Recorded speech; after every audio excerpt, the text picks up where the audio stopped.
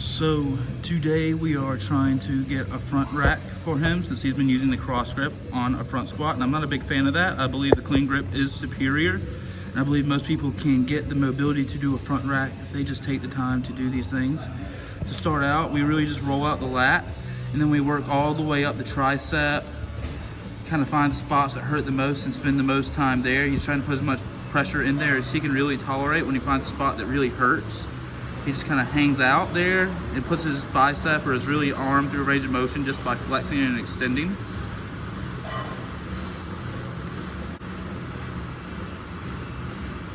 As you can see, his arm straight out, and he's just trying to put all that pressure on his lat. You can go all the way down, like a little bit lower, almost to the bottom of that rib cage. There you go. That's where we want it. That's the sweet spot. And this is the first thing we're gonna do. We're gonna do this before we try mobilizing the shoulder and the lat. Next, we really want to loosen up that tricep tendon. So we got a lacrosse ball. He's just kind of kneeling on the floor. You can do it on the table or even on the floor, however you want to do it. Find spots that hurt the most. You really want to work all around the tricep. You can even take this hand, put it on the elbow, and press down to get some more initial pressure into that tricep tendon or that tricep as a whole. He doesn't want to let me see his beautiful face. Smile, you're on camera. You can extend the arm the same if you like, and even kind of take that hand, put it on the bicep, and push down there, roll around. Oh boy. Some people want to argue whether you're manipulating the fascia or if trigger points really exist. Whatever you really want to believe in that argument, I don't really care. As long as it works and I can help him get a front rack by the end of it, I don't really care what terminology we use. I'm more worried about the end result. And now we're doing some T-spine mobility. We have the band hooked up to the pull-up bar right there, which is so hard for me to point to. You can hook up to a squat rack, really anything. And it's really sitting at the bottom of his arm. You can really sit the band anywhere between here to here. And that's really where it's pulling. His hand is touching, but it's kind of just hanging off. You see, he can let go of it. And really all the tension is really coming from his T-spine. His core is neutral. And the reason for that is we want majority of the stretching to come from the upper back. So he's arching his back here, and he can get deeper, but it's not stretching his lat anymore. He's just arching to compensate for the lack of mobility in his T-spine. So we want to stay neutral and just kind of hang out. Brian, tuck your elbow a little bit closer to your head. That way it really stretches out that lat. Just alternate between this arm and the other arm for a little bit, hang out. And this is the next one. We are using a PVC pipe or a wooden stick. Spine's neutral. Brian, you're a little rounded. You're a little flexed. Get a little more neutral. A little more. There, perfect.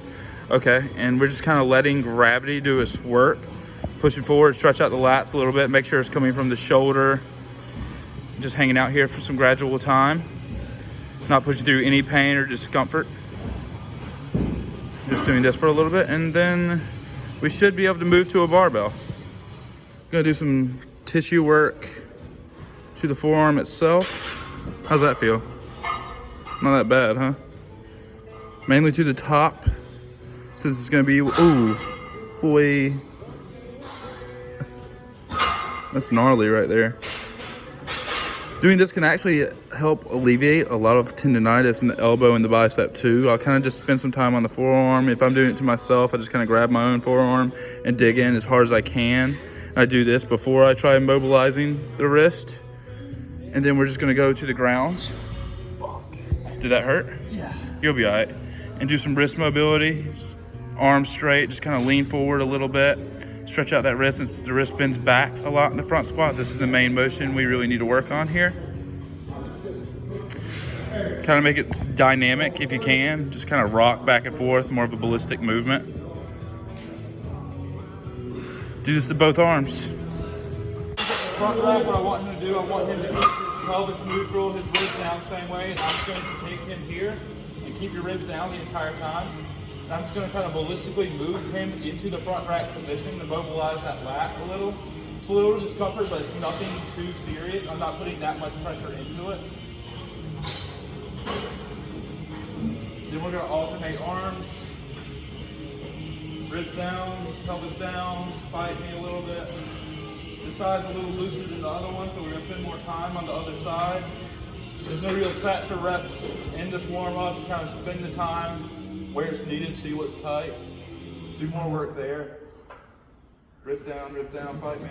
Yeah. Okay, try to do a front right.